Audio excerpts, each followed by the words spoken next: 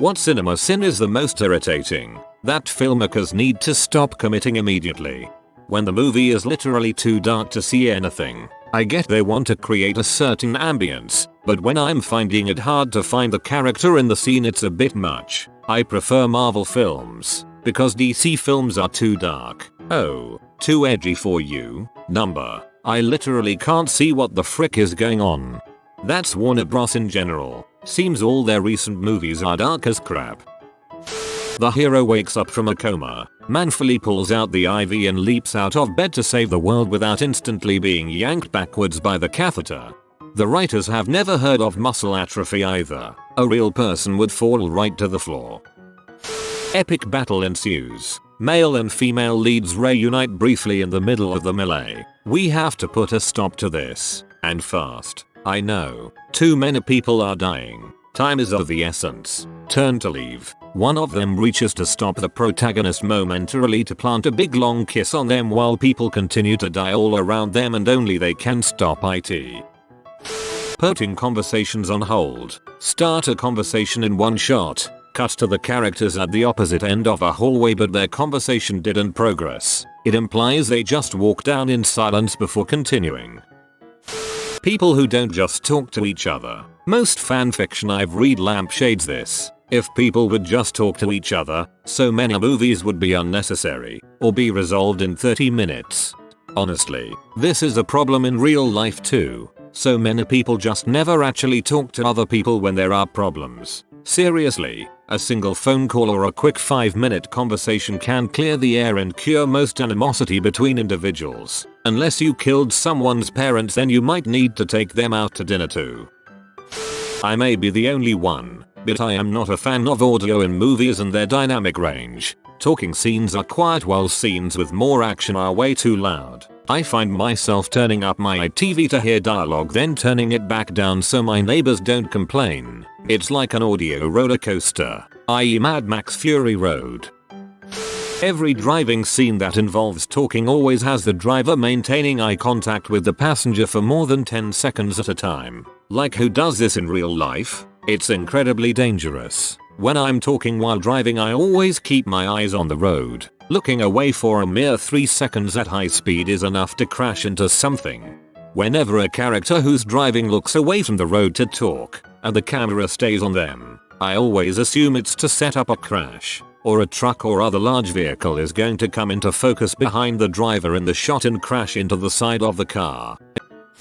Take cover behind the door. There are sniper rounds that can penetrate military vehicles. The frick is a door gonna do? Or flip the table and hide behind thin layer of wood. Plus 100 to protection. You wouldn't understand how hard it is to be an ugly girl. Stop pretending. I know I have a birthmark, wear glasses etc. Wonder Woman did a hilarious mocking of that with, really? You put specs on her and she's suddenly not the most beautiful woman you've ever seen? I hate my flower-shaped birthmark, and I especially despise how it gently accentuates my flowing brow line, whilst perfectly framing and bringing into relief my left eye which, unlike my hazel right eye, is a hideously iridescent azure blue. Everyone stares at me like I'm some sort of freak in a sideshow, or a Renaissance sculpture in a museum. Just leave me alone. The obligatory feedback every time someone steps up to a microphone. They feedback for certain reasons, not just because you are about to use it. SMH. It's just picking up on the character's shyness, awkwardness. Microphones are calibrated to do that, to draw attention to people who lack confidence. Fight scenes that constantly cut to different angles so often you can barely tell what's happening in the fight. I feel like it's gotten better of late though. They do that when the actors are bad at fight choreography and need a lot of takes. Looking at you. Iron Fist. Besides high school students always looking like they are in their 20s, they always have amazing hair. Even the background extras have beautiful well done hair. I have been to high schools. It's all buns, frizz, shag and absence of any product use except for a few, and goes for some teachers too. Also, where are the kids with mild acne and wrinkled clothes? What's worse is when they look like they're 30. I'm looking at you, Xander. I've noticed films are getting better at this though. I hate it when characters have to kiss at the most inappropriate time, like something bad is gonna happen. That's when they think is the right time to kiss. Aquaman and Mira getting it on in the middle of a massive combat. The hero pours vodka over her wounds, uses a half-assed bandage, and isn't bothered by the injury for the rest of the film. The very idea that getting shot through the shoulder is no big deal. If you get shot where most people get shot in movies, you are going to be, at the very least, spending a lot of time with doctors and physical therapists. Big romantic confessions of love. Judy, I love the way you eat your painkillers and Pringles together. I love how you wipe your nose on the sleeve of your shirt and offer it to the dog to lick. And I know we've only known each other for a month where I stalked you, stabbed you, and almost killed your supposedly evil boyfriend. But I'm in love with you, irrevocably. I know, you are, too. Don't deny yourself of this wonderful, wonderful feeling called love. Because honey, I love you even when you wear your panties inside out and go to work like it's no big deal. What I'm trying to say is that I'm the one. I'm the one who'll enjoy watching you turn scarlet in front of this crowd as I make a big, romantic gesture. But the worst in all of that is the girl being "oh, you are the love of my life," because in Hollywood movies, creepy can be cute. Gunfire in enclosed spaces followed by conversation. Gunfire is freaking loud, and after a Hollywood firefight without ear protection, all you'd hear is morp morp morp. Wait, I can explain. Proceeds to do everything but explain. Also, can we get rid of forget everything you think you know from trailers? I saw the commercial on late night TV. It said forget everything you know about slipcovers. So I did, and it was a load off my mind. But then the commercial tried to sell me slipcovers, and I didn't know what the heck they were. R.I.P. Mitch. Main character's love interest investigates a sound they heard only to find the main character in a compromising position with another person that was forcing themselves on them. The main character's love interest then runs away asking no questions. Like, I know for a fact you heard the guy say stop or get off me, that's why you investigated, so why not ask questions? Wait, I can explain. 40 minutes of pointless drama later. Oh, the explanation is reasonable, okay. Characters who work in very low-paying jobs, yet live by themselves in expensive homes in safe neighborhoods, and there is no explanation of how they can pay for $1 million home on a minimum wage income. Every character who lives in NYC ever. I work as a barista while I intern, yet they shoot their apartment in a large 2-bed in Chelsea. Computers aren't magical devices. Hacking into them isn't mashing on the keyboard for a few seconds. And even if you do manage to hack in, you don't magically become God. That being said, I love it when movies use map. It's a real tool and is incredibly useful even to non-hackers. And they don't constantly make stupid little digital noises with every single action taking place. Text appearing on screen. Bleep-a-tibleep-a-screedy-ep. Picture loading up like it's on a 56k modem. Scribbleblibblipity. Zooming in on a map or image. When going in to explore a house where the bad guys, no one ever turns a light on, opens every hiding place or turns around to prevent being flanked. Scenes where characters go to a crowded dance club to have a conversation about their crime business, but are somehow able to hear each other without shouting and asking to repeat each other. What? Zoons. I said the drugs are coming. Zoons. In tomorrow at the Zoons. Docks. Of course I'm bringing my Glock. But, Zoons, where do I meet you to pick up the drugs? At the docks. Okay, I'll see you at 3 o'clock. As a direct opposite of yours, I love the scenes where somehow the characters are able to talk at normal voices without being overheard when they are literally 4 feet from the person. They are trying to not have overhear them. Pulling a gun on someone. They think you don't have the guts to pull the trigger. Person then dongs gun. Now crap's serious. How about pulling a gun on a cop? No. Group of police. And not being obliterated by a wall of bullets before they can even get a word in. In real life, this is commonly referred to as suicide by cop because that's exactly what will happen. The action hero cop who's a crack shot with his department issued gun. Handguns are incredibly difficult to shoot accurately outside of controlled conditions, and most cops aren't particularly great shots because no department is going to require enough practice for them to reach that level of performance. Also, racking the slide to punctuate a statement. Also, guns don't make a cocking sound from being touched, picked up, drawn, or moved. If I stumbled upon a handgun that rattled when picked up, I would immediately place it back down. People doing ridiculous stupid crap just to move the plot forward. I'm hunting for my missing, possibly murdered friend all alone. Well gee whiz, using bloody dark hole busted into this wall looks like the right place to crawl into and look for him. Crap no. Nobody does that. Just stop. Find another way to create tension. Hi, I'm a woman in the 1500s with perfectly curled hair, eyeliner and no body hair. Hi, I'm a woman fighting in the zombie apocalypse but my ponytail stays perfect and I have no armpit hair despite not showering for months. I could go on and on. Falls asleep in makeup, wakes up immaculate, no bed hair etc. Movie people are amazing tbh. They get up without much grit in their eyes or any semblance of being freaking tired. It's just up we get. A bright new day, not oh frick this. Bluerg, oh my slobber is on my pillow. Characters initially avoiding calling each other by their names so the audience can immediately know how they are related. Hey sis, what's up my cousin? I don't like when characters have to verbally fill us in on what should be the unknown. For example, in Planet of the Apes when Franco was talking to Caesar, Caesar would sign, and then Franco would repeat everything before giving his response. I'd like to just hear Franco's responses and get what Caesar was saying through context. I enjoy how this is handled with Chewbacca. In the original trilogy, at least, when Han and Chewie talk to each other, we only get half of the conversation, but through Han's responses, we still get what Chewie is saying. Through context, we understand.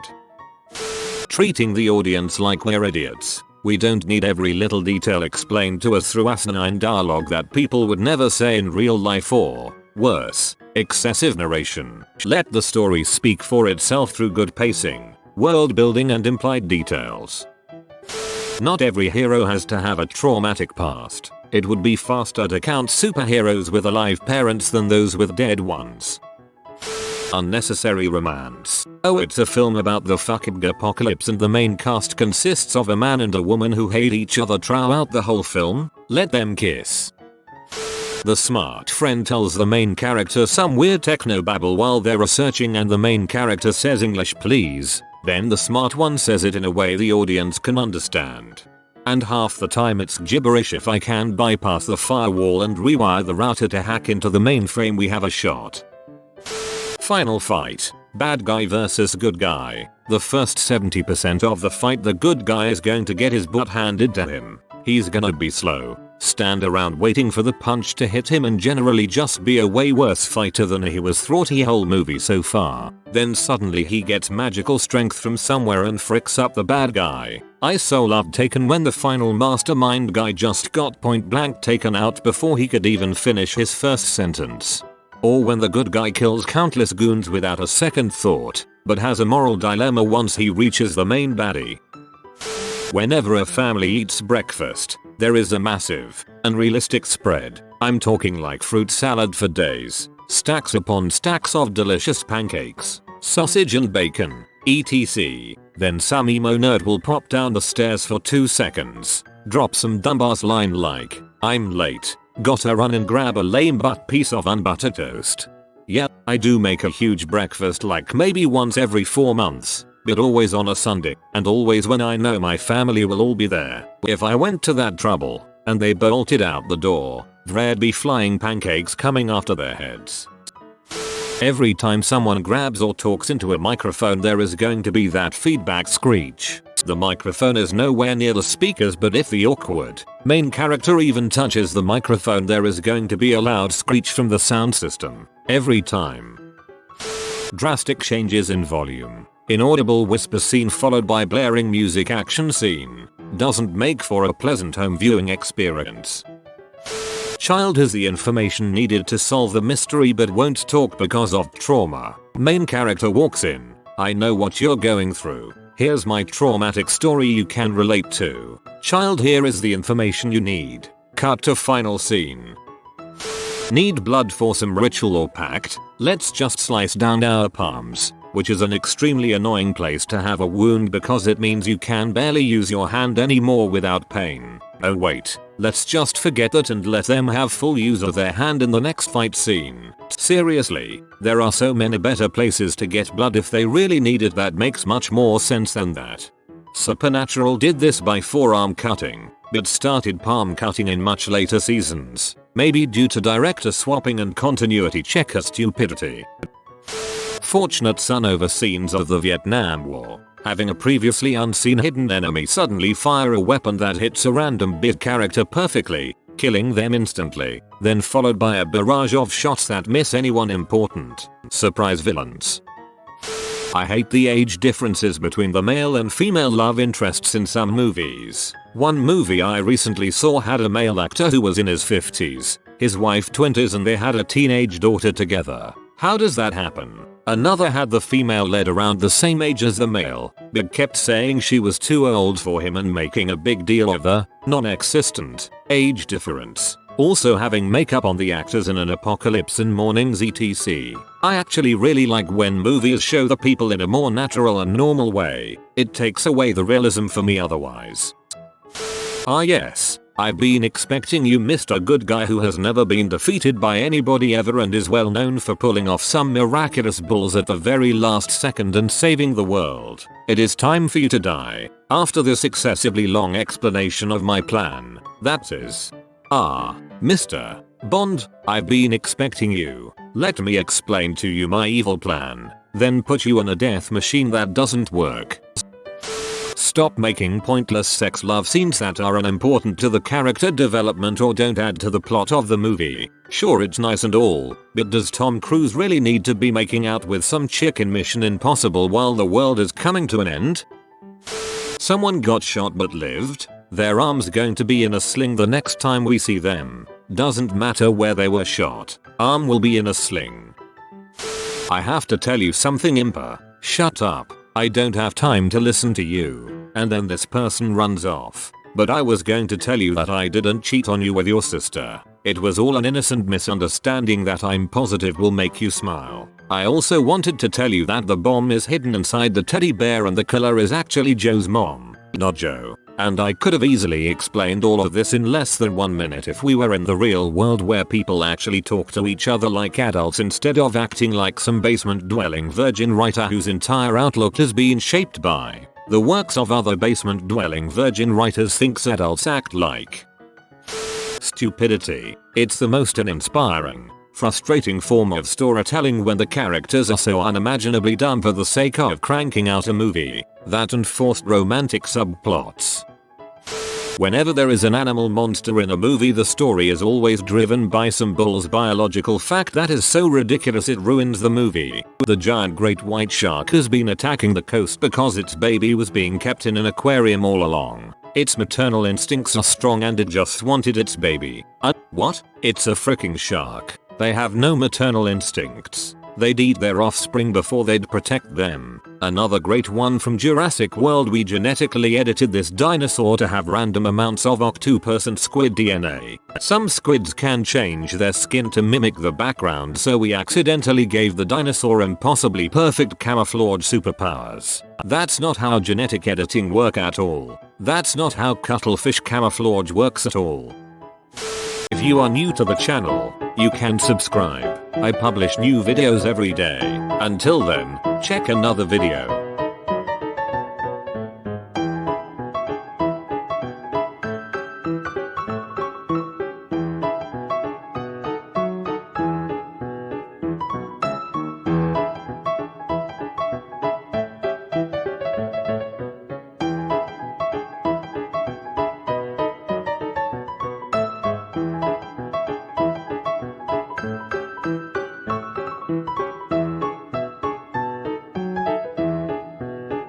Bye for now.